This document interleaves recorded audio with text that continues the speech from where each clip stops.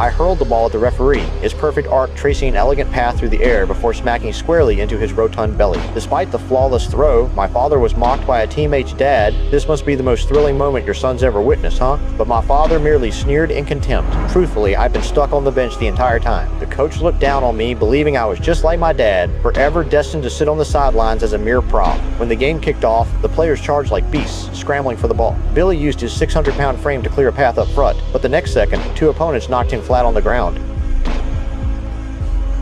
The referee blew his whistle. Billy was already unconscious. Teammates rushed over in panic, but Billy didn't move an inch. The entire team turned to the coach for help. The coach poked Billy's nose with a stick, and Billy suddenly opened his eyes. The coach held up his finger to ask for a number. 3, Billy mumbled. Nearby players asked, "Is he counting fingers?" "Yes or no?" Billy answered, "Yes." That was enough for them to conclude he was fine, and the game resumed. We won in the end, and that was precisely Coach Bickmore's philosophy: disregard player health, victory above all. After the game, the coach snatched the scorebook from my hands. If your daddy hadn't played his heart out for me, I'd cut your ass.